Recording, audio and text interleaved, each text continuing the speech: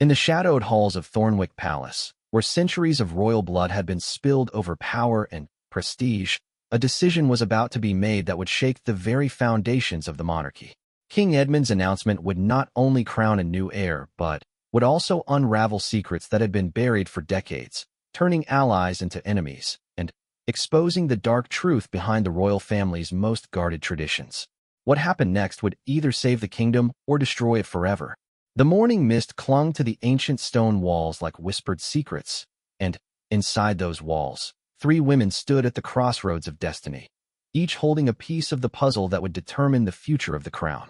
But when the king's shocking decision echoed through the grand throne room, it became clear that not all royal blood runs true, and some betrayals cut deeper than any sword ever could. The morning sun cast long shadows across the marble floors of Thornwick Palace as Lady Catherine Ashworth walked through the corridors she had called home for the past 15 years. Her footsteps echoed softly against the ancient walls, each sound carrying the weight of anticipation that had been building for months. Today was different. Today, King Edmund would make an announcement that would change everything. Catherine had always known she was different from the other nobles at court. While they concerned themselves with fashion and gossip, she had spent her time learning statecraft, studying ancient laws, and earning the respect of both commoners and nobility alike. Her marriage to Prince William had been arranged, but over the years, it had grown into something beautiful and strong. Together, they had worked tirelessly for the good of the kingdom, and together they had hoped that one day they would lead it into a new era of prosperity. The king had been ill for some time now. His once powerful frame had grown frail, and his voice, which had once commanded armies, now barely rose above a whisper. The physicians spoke in hushed tones about his condition, but everyone in the palace knew the truth. King Edmund was dying, and the question of succession loomed over the kingdom like a storm cloud ready to burst. As Catherine made her way to the throne room, she passed through the portrait gallery where the faces of past kings and queens gazed down at her with silent judgment. Each painting told a story of triumph, betrayal, love, and loss. The weight of their legacy pressed upon her shoulders, and she wondered if she would be worthy to join their ranks. The massive oak doors of the throne room stood open, revealing a space that had witnessed countless moments of history. The morning light streamed through the tall stained glass windows, painting rainbow patterns across the floor where nobles and courtiers had already begun to gather. The air buzzed with nervous energy as whispered conversations filled the room. Catherine took her place near the front, her eyes scanning the crowd for familiar faces.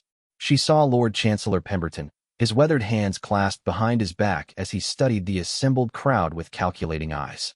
Near the back, she spotted the foreign ambassadors, their colorful robes standing out among the more subdued attire of the domestic nobility. Everyone who mattered in the kingdom was present, and everyone seemed to sense that this day would mark a turning point in their nation's history. Prince William appeared at her side, his presence immediately calming her nerves. His strong hand found hers, and she felt the warmth of his touch spread through her fingers. They had faced many challenges together over the years, but nothing had prepared them for this moment. The possibility of ruling a kingdom was both thrilling and terrifying, and Catherine found herself questioning whether she was truly ready for such a monumental responsibility. The sound of trumpets filled the air, their clear notes cutting through the murmur of conversation and commanding immediate attention. A hush fell over the crowd as the royal guard entered the room, their polished armor gleaming in the morning light. They formed two lines, creating a path from the entrance to the throne, their faces stern and professional as they maintained their positions. Queen Margot entered next, her regal bearing unchanged despite the obvious worry that creased her features. She had been King Edmund's faithful companion for over 30 years, standing by his side through wars, political crises, and personal tragedies. Her dark hair, now streaked with silver, was pulled back in an elegant style that emphasized the strength in her features. She wore a deep blue gown that seemed to flow around her like water, and the sapphire crown upon her head caught the light with every movement. Behind her walked Lady Beatrice, the king's sister and a formidable political force in her own right. She had never married, dedicating her life instead to the service of the crown and the advancement of her family's interests. Her sharp eyes missed nothing as she surveyed the crowd, and Catherine could see the tension in her posture. Beatrice had always been protective of the royal bloodline and traditional succession laws, and Catherine wondered how she would react to whatever announcement the king was about to make. The tension in the room was almost unbearable as they waited for the king to appear. Catherine could feel her heart beating rapidly in her chest, and she took slow, deep breaths to calm herself. She had prepared for this moment her entire adult life, studying the art of governance and building relationships with key figures throughout the kingdom. But preparation could only take her so far. The rest would depend on the king's decision and her ability to rise to the occasion. When King Edmund finally entered the throne room, the silence became absolute. His tall frame, once so imposing, now seemed fragile as he leaned heavily on his walking stick. The crown upon his head, which had once seemed like a natural extension of his being, now appeared almost too heavy for him to bear. Yet there was still fire in his eyes, still strength in his voice when he spoke, and still the unmistakable aura of authority that had made him one of the most respected monarchs in the kingdom's history. He moved slowly toward the throne, each step deliberate and measured. The crowd watched in respectful silence as he settled himself into the ornate chair that had been occupied by his ancestors for over 500 years. The golden throne, with its intricate carvings depicting the history of the kingdom, seemed to dwarf his weakened form, but his presence still commanded absolute attention. Lord Chancellor Pemberton stepped forward and unrolled a formal scroll, his voice carrying clearly throughout the room as he read the traditional words that opened all royal proclamations. The ancient language felt heavy with ceremony and tradition, connecting this moment to countless others throughout the kingdom's long history. King Edmund raised his hand, and Pemberton fell silent. The king's eyes swept across the assembled crowd, taking in the faces of those who had served him faithfully over the years. When his gaze fell upon Catherine, she felt as though he could see into her very soul, weighing her worthiness and measuring her potential. The king began to speak, his voice stronger than Catherine had heard it in months. He talked about the heavy burden of leadership, about the sacrifices required of those who would serve the crown, and about the future challenges that the kingdom would face in the coming years. His words painted a picture of a nation on the cusp of change, ready to embrace new ideas while still honoring its ancient traditions. As he spoke, Catherine noticed Queen Margot's hands clenched tightly in her lap, her knuckles white with tension. Lady Beatrice stood like a statue, her face carefully composed but her eyes alert and watchful. The other nobles shifted restlessly, hanging on every word as they tried to discern the direction the king's announcement would take. The king paused, his eyes once again finding Catherine in the crowd. The moment stretched out endlessly, and Catherine felt as though time itself had stopped. Everything she had worked for, everything she had dreamed of, hung in the balance of the next few words that would leave the king's lips. When he finally spoke again, his voice rang out clear and strong, carrying to every corner of the throne room and beyond. The words he spoke would be remembered for generations to come, marking the beginning of a new chapter in the kingdom's history and setting in motion events that none of them could have predicted.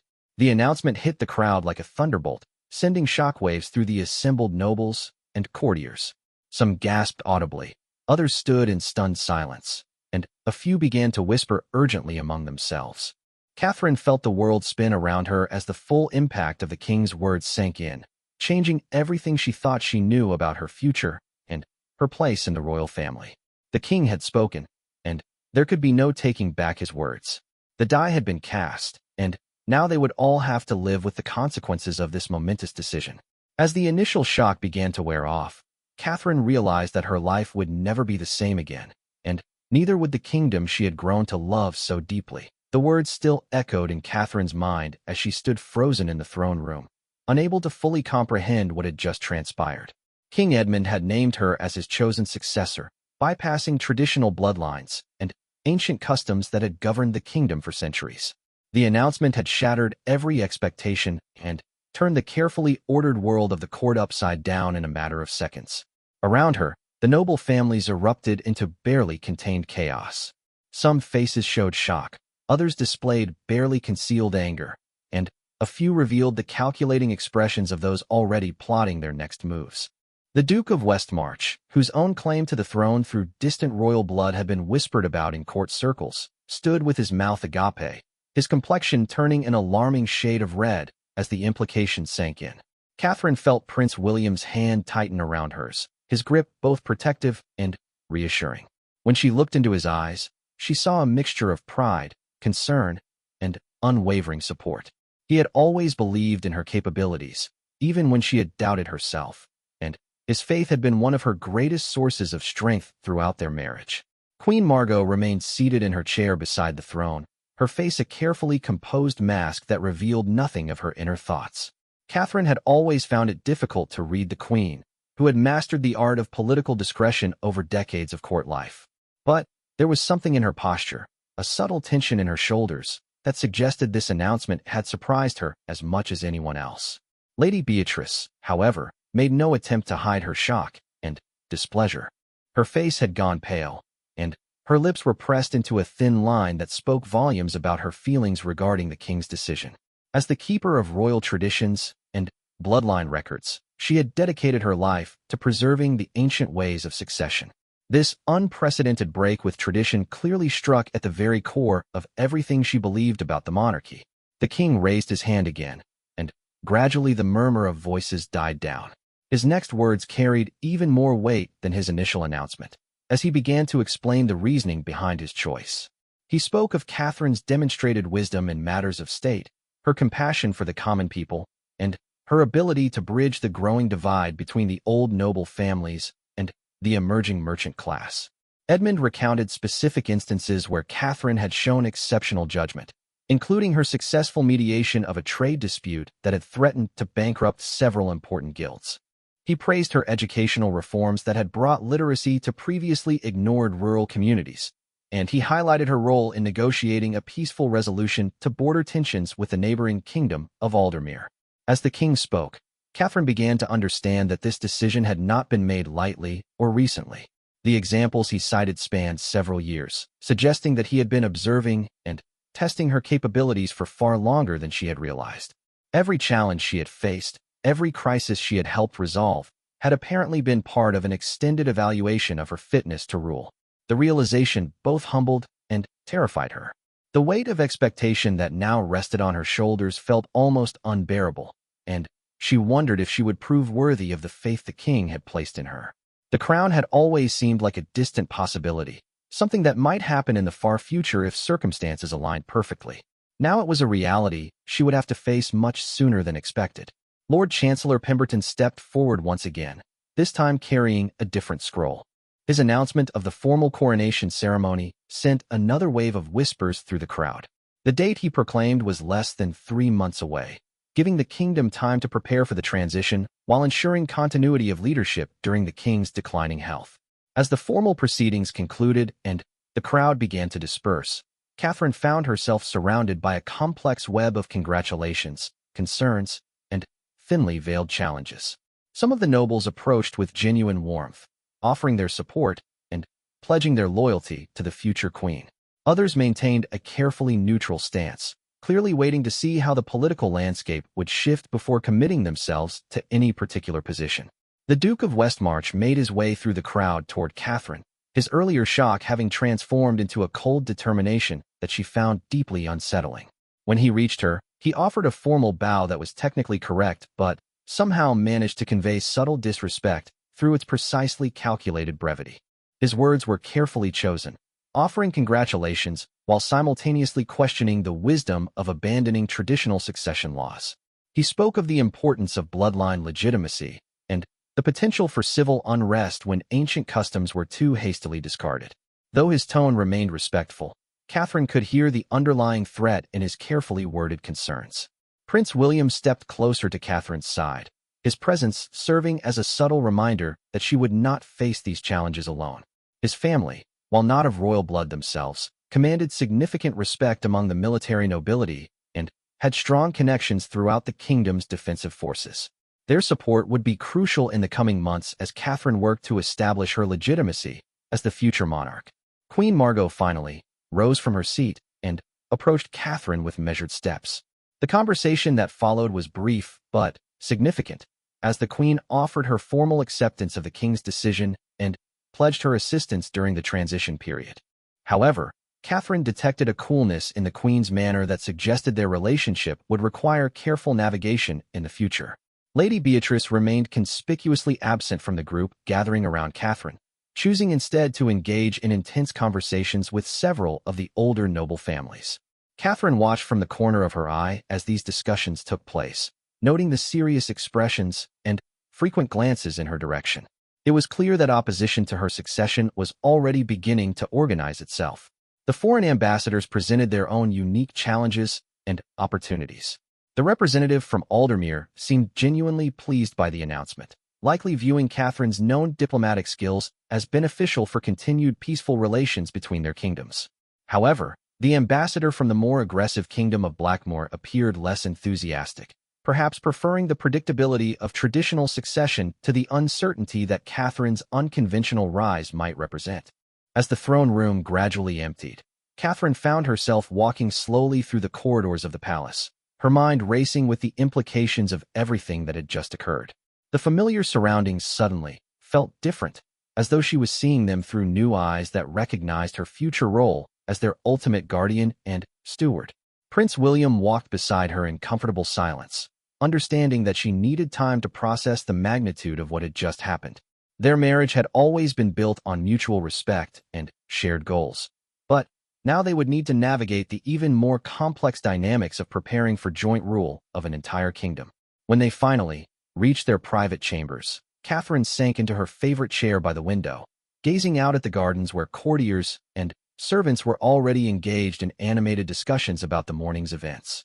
The news was spreading rapidly throughout the palace and would soon reach every corner of the kingdom, bringing with it a mixture of hope, concern, and inevitable resistance. The challenges ahead seemed overwhelming. Catherine would need to win over skeptical nobles, prove her worthiness to the common people, navigate complex international relations, and somehow manage all of this while the kingdom continued to face its ongoing economic and social pressures. The crown that had seemed so magnificent when worn by King Edmund now felt like a burden that might crush her under its weight. Yet as she sat there watching the bustle of activity below, Catherine felt a spark of determination begin to grow within her.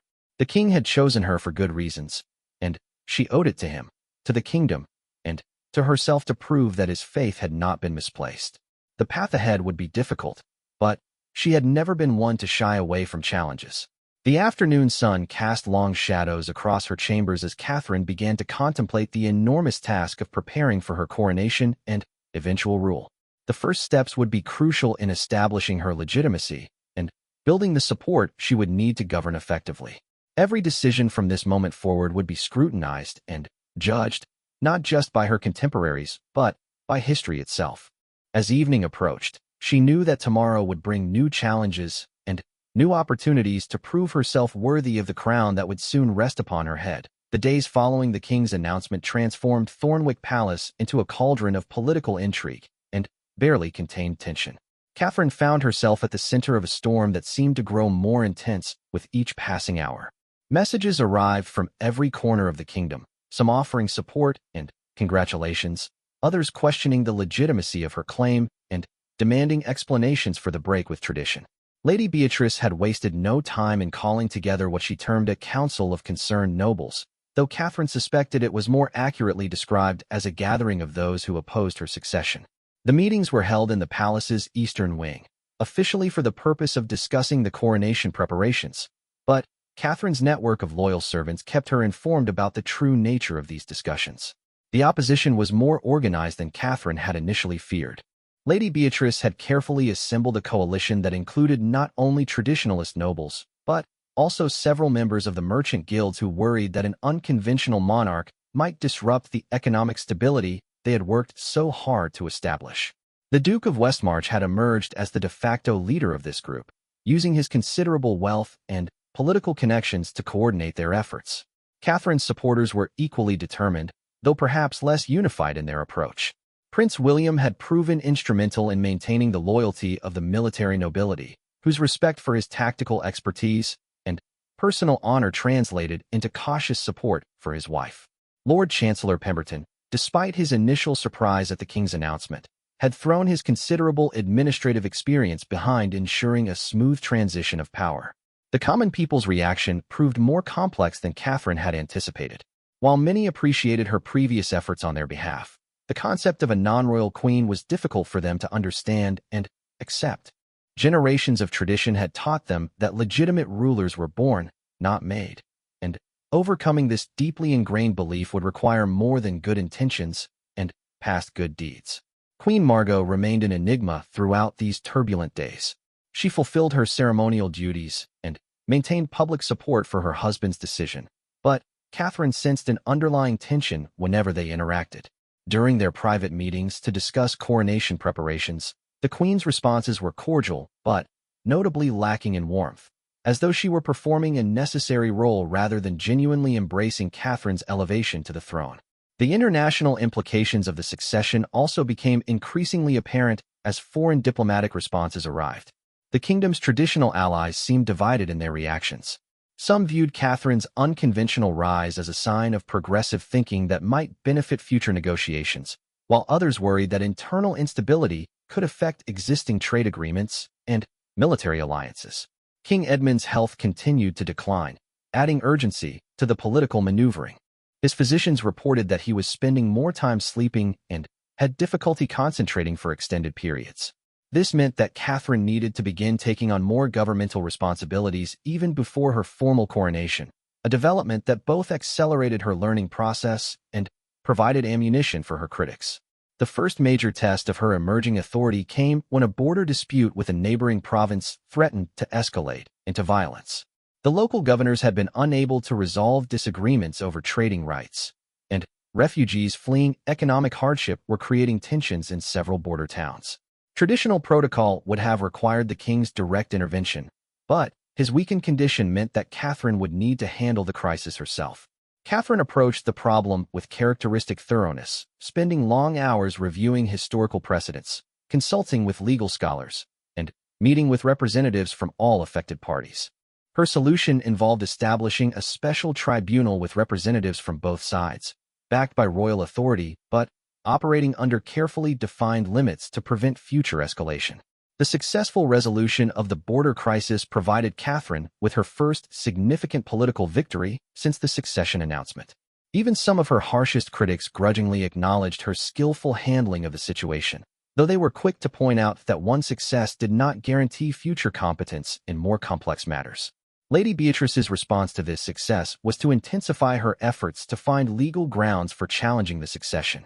She had assembled a team of the kingdom's most learned scholars to research historical precedents and constitutional principles that might invalidate the king's choice. Her public statements continued to focus on concern for stability and tradition, but Catherine knew that personal ambition and wounded pride were equally important motivating factors. The Duke of Westmarch took a different approach, working to build economic pressure against Catherine's succession. He quietly encouraged his business associates to express concerns about political uncertainty, hoping to create an atmosphere of crisis that might force the king to reconsider his decision. Several major trade deals were deliberately delayed, and some foreign merchants reported unexpected difficulties in obtaining permits and approvals for their activities. Catherine countered these economic maneuvers by reaching out directly to the merchant guilds and smaller business owners who formed the backbone of the kingdom's economy. She organized a series of meetings where she listened to their concerns and outlined her vision for economic development and trade expansion. Her practical knowledge of commerce, gained through years of involvement in trade negotiations, impressed many who had expected nothing more than royal platitudes. Prince William proved invaluable during these challenging weeks, using his military connections to ensure that the kingdom's defenses remained stable despite the political turmoil. His calm presence at Catherine's side also helped to reassure foreign diplomats and domestic observers that the transition would not result in dramatic policy changes or international instability. The coronation preparations themselves became another battlefield for competing factions. Every detail, from the guest list to the ceremonial procedures, carried political significance and potential for conflict. Lady Beatrice insisted that traditional protocols must be followed precisely, arguing that any deviation would further undermine the legitimacy of Catherine's claim. Catherine's supporters countered that some modernization of the ceremony would demonstrate her commitment to progressive leadership. Queen Margot found herself in the uncomfortable position of mediating these disputes while maintaining official neutrality. Her expertise in ceremonial matters was unquestioned, but her careful attempts to balance competing interests satisfied no one completely. Catherine began to suspect that the Queen's apparent detachment might be motivated by her own concerns about how history would judge her role in this unprecedented succession. As the coronation date approached, Catherine realized that the ceremony itself would be far more than a symbolic transition of power. It would serve as a public test of her legitimacy and a demonstration of the kingdom's unity or division. Every noble family's attendance or absence would be noted and analyzed for political significance. Every detail of the proceedings would be scrutinized for signs of support or resistance. The pressure was exhausting, but Catherine found strength in focusing on her ultimate goals rather than the immediate political challenges. She genuinely believed that she could serve the kingdom well, bringing fresh perspectives to old problems while respecting the valuable traditions that had made their society stable and prosperous. The question was whether she would be given the opportunity to prove her worth, or whether the forces arrayed against her would succeed in preventing her coronation altogether. Late one evening, as Catherine reviewed the latest batch of correspondence from provincial governors and foreign diplomats, she received an unexpected visitor. Queen Margot appeared at her chambers, requesting a private conversation that would prove to be far more revealing than any of their previous interactions. The Queen's words that night would change Catherine's understanding of the succession crisis and reveal secrets about the royal family that had been hidden for decades. What Margot shared would explain much about the opposition Catherine faced and provide her with knowledge that could either secure her throne or destroy her chances forever. The conversation that followed would mark a turning point in Catherine's journey toward the crown, setting in motion events that would test every aspect of her character and determination. As the Queen began to speak, Catherine realized that the greatest challenges still lay ahead, and that surviving them would require more than political skill or popular support. Queen Margot closed the door behind her and moved to the window, her silhouette framed against the moonlit gardens as she gathered her thoughts. The silence stretched between them until Catherine began to wonder if the Queen had changed her mind about whatever she had come to discuss. When Margot finally turned around, her expression carried a weight that Catherine had never seen before, as though she were about to share a burden that had been crushing her for years. The story that unfolded over the next hour shattered Catherine's understanding of the royal family and explained why her succession had triggered such intense opposition. Queen Margot revealed that King Edmund's decision to name Catherine as his heir was not the impulsive break with tradition that everyone believed it to be, but rather the culmination of a carefully planned strategy that had been years in the making. The truth was that Prince William, Catherine's beloved husband, was not merely a noble who had married into the royal circle through political arrangement. He was, in fact, King Edmund's illegitimate son, born from a secret relationship during the king's youth, before his marriage to Margot. The revelation hit Catherine like a physical blow, reordering everything she thought she knew about her marriage, her position at court, and the forces that had shaped her life. Margot explained that Edmund had been barely 18 when William was born, and the political circumstances of the time had made it impossible to acknowledge the child publicly. The mother had been from a noble family that was in temporary disgrace due to their involvement in a failed rebellion, and admitting the relationship would have undermined Edmund's claim to the throne during a particularly unstable period in the kingdom's history. Instead, William had been raised by trusted allies of the royal family, given a noble title and education befitting his true parentage, but never told the truth about his origins. Even William himself remained unaware of his royal blood, believing the carefully constructed story about his ancestry that had been maintained for over 30 years. Catherine struggled to process this information, her mind racing through the implications of what she had just learned. If William was truly the king's son, then his marriage to Catherine took on an entirely different significance. Rather than being an alliance between the crown and a powerful noble family, it became a strategic move to position the king's secret heir and his capable wife for eventual succession. The Queen continued her explanation, revealing that King Edmund had been watching Catherine carefully from the moment she arrived at court. Her marriage to William had been arranged not just for political advantage, but because the king had recognized her potential as a future ruler. Every opportunity she had been given to demonstrate her capabilities, every crisis she had been allowed to handle, had been part of an extended evaluation designed to determine whether she could successfully rule the kingdom.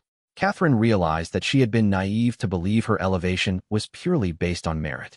While her accomplishments were real and significant, They had been facilitated by a king who was secretly preparing her to legitimize his son's eventual claim to the throne.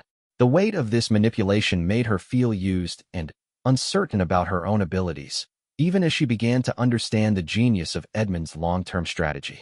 Lady Beatrice's fierce opposition suddenly made perfect sense. As the keeper of royal bloodlines and traditions, she would have been intimately involved in covering up William's true parentage. Her current resistance to Catherine's succession was not just about tradition or personal ambition, but about protecting a secret that could destabilize the entire kingdom if it were revealed. The existence of an unacknowledged royal heir would raise questions about the legitimacy of the current royal line and could potentially trigger succession wars that might tear the kingdom apart.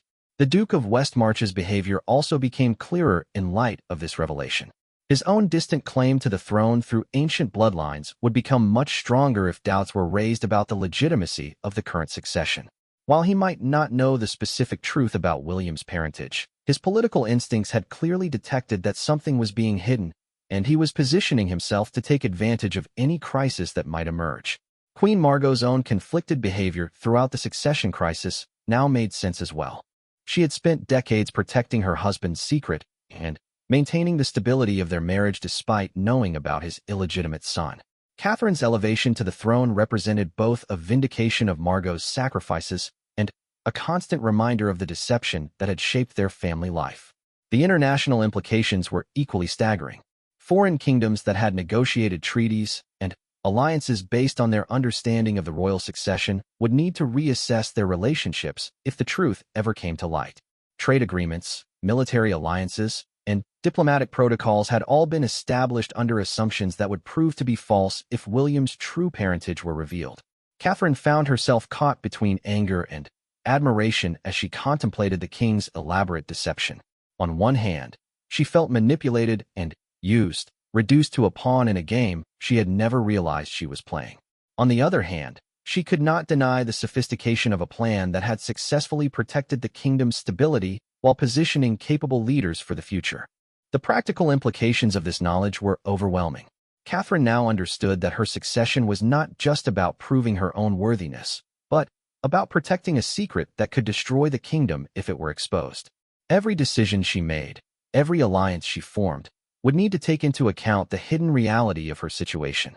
Queen Margot made it clear that very few people knew the truth about William's parentage. Beyond herself and the king, only a handful of trusted advisors and the family that had raised William were aware of the secret. Even Prince William remained ignorant of his true heritage, living his life believing the carefully constructed story about his noble but non-royal ancestry. The question of whether to tell William the truth about his parentage became one of the most difficult issues Catherine had to confront. On one hand, he deserved to know about his royal blood and understand the real reasons for their marriage and her elevation to the throne. On the other hand, revealing the truth would burden him with knowledge that could be dangerous if it ever became public, and it might fundamentally change his perception of their relationship and his own identity. Catherine also had to consider the broader implications of this knowledge for her upcoming coronation and future rule. Understanding the real reasons for her selection gave her confidence in the king's judgment, while simultaneously making her aware of how precarious her position truly was. She was not just fighting for her own legitimacy, but protecting a secret that affected the entire royal line. The conversation with Queen Margot lasted well into the night, covering not just the revelation about William's parentage, but also practical advice about managing the various factions at court. Margot shared insights about the personalities and motivations of key nobles that helped Catherine understand the complex web of alliances and rivalries that shaped palace politics. As dawn approached, Catherine realized that this knowledge, while shocking, also provided her with tools she could use to strengthen her position. Understanding the true motivations of her opponents gave her advantages in planning her strategies, and knowing the full scope of what she was protecting helped her appreciate the importance of her role. The revelation also helped her understand why King Edmund had chosen her specifically for this role. Beyond her demonstrated capabilities, she represented someone who could be trusted with the most dangerous secret in the kingdom while having the strength and intelligence necessary to protect it effectively.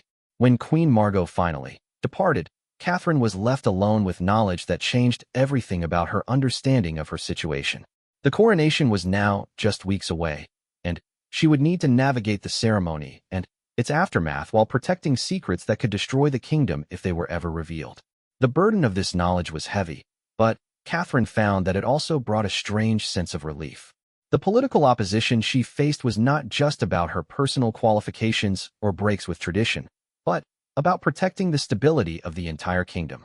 Understanding the full scope of what was at stake helped her appreciate the importance of her mission and strengthened her resolve to succeed. The coronation day dawned with an unseasonable chill that seemed to mirror the tension hanging over Thornwick Palace. Catherine stood before her chamber window, watching as crowds gathered in the courtyard below, their faces a mixture of curiosity, excitement, and uncertainty. Today would either mark the beginning of a new era for the kingdom or the start of a crisis that could tear the nation apart. The past weeks had been a whirlwind of preparation, negotiation, and careful political maneuvering. Armed with the knowledge Queen Margot had shared, Catherine had been able to navigate the treacherous waters of court politics with greater skill and understanding. She had quietly strengthened relationships with key supporters while carefully monitoring the activities of her opponents.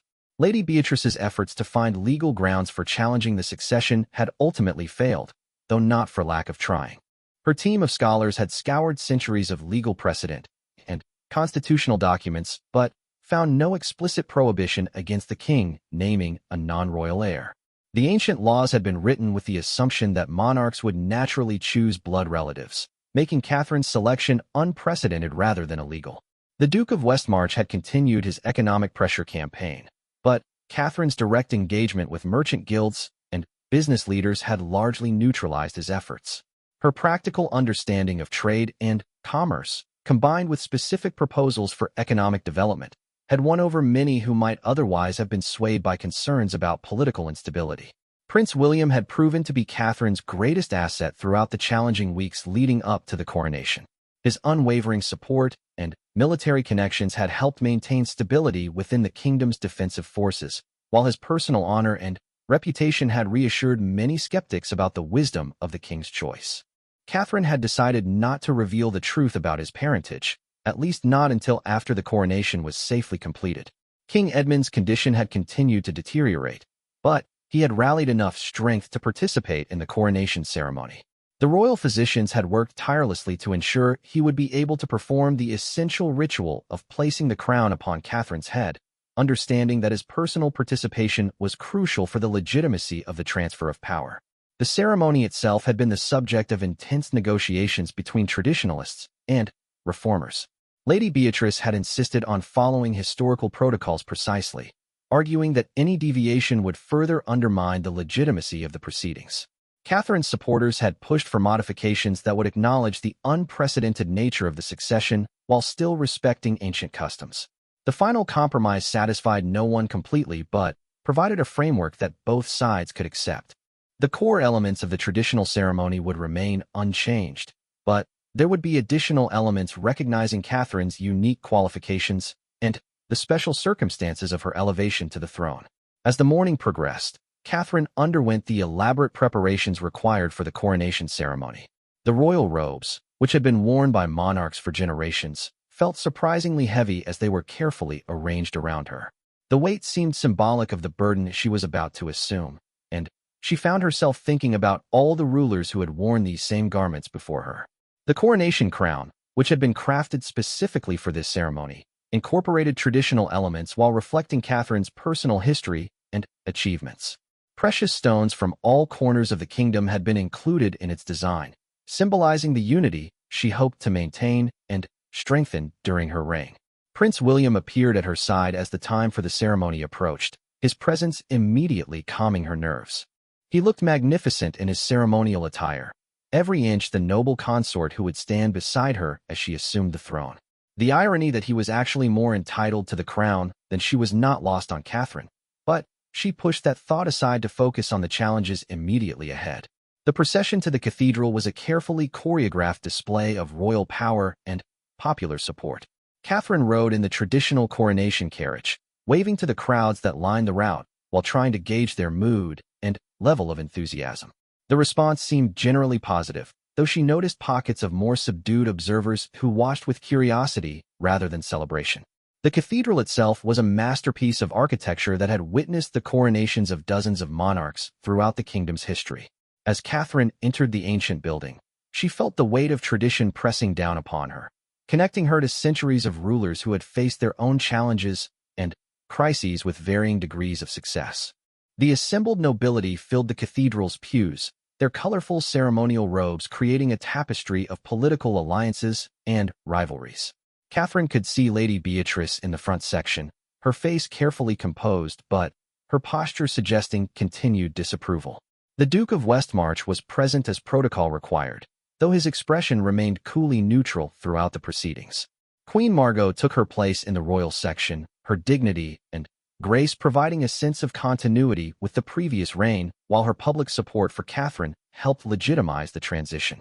The foreign ambassadors occupied their own section, their presence serving as a reminder that the kingdom's international relationships would be shaped by how successfully Catherine established herself as the new monarch. King Edmund's entrance marked the emotional climax of the ceremony. Despite his frail condition, he moved with determination toward the altar where Catherine waited. The crown that had rested on his head for so many years seemed almost too heavy for him to bear, but his eyes still held the fire that had made him one of the kingdom's most respected rulers. The ancient words of the coronation ritual echoed through the cathedral as the ceremony proceeded according to traditions that stretched back centuries. Each phrase carried layers of meaning that connected the present moment to the long history of the kingdom and the responsibilities that came with royal authority. When the moment came for King Edmund to place the crown upon Catherine's head, the cathedral fell absolutely silent. The transfer of the crown was both a symbolic and literal passing of power, marking the end of one reign and the beginning of another. As the weight of the crown settled upon her head, Catherine felt the full magnitude of what she was accepting. The moment was both triumphant and terrifying. Catherine had achieved something that no woman in the kingdom's history had accomplished, rising to the throne through merit and royal favor rather than birthright. Yet she also understood that this achievement was only the beginning of her real challenges, as she would now need to prove herself worthy of the trust that had been placed in her. The acclamation that followed from the assembled crowd was thunderous, though Catherine's trained ear could detect variations in enthusiasm from different sections of the cathedral. The military nobility's cheers seemed genuine and strong, while some of the traditional noble families offered more restrained approval. The common people's representatives, who had been given special places in the ceremony, appeared genuinely excited about having a monarch who had shown concern for their welfare.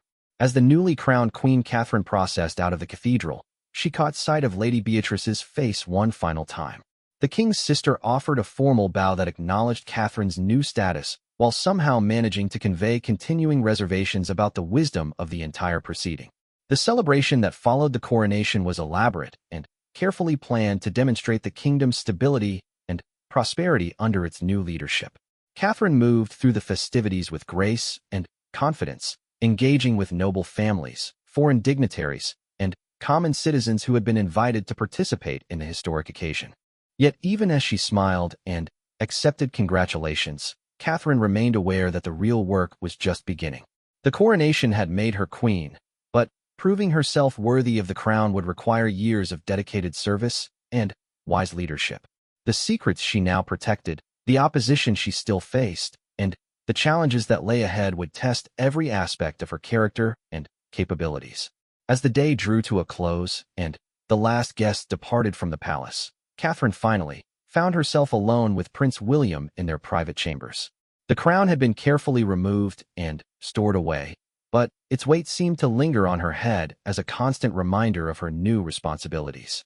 Looking out at the kingdom that was now truly hers to lead, Catherine felt a mixture of fear and determination that would characterize much of her reign. The path ahead would be difficult, filled with challenges that would test her wisdom, courage, and commitment to the welfare of her people. But as she stood there with her husband at her side, Catherine also felt a deep sense of purpose and possibility. The kingdom had placed its trust in her, and she was determined to prove worthy of that trust, whatever the cost might be. The coronation was over, but the real story of her reign was just beginning, and Catherine was ready to write that story with dedication, wisdom, and an unwavering commitment to the welfare of all those she now served as their queen.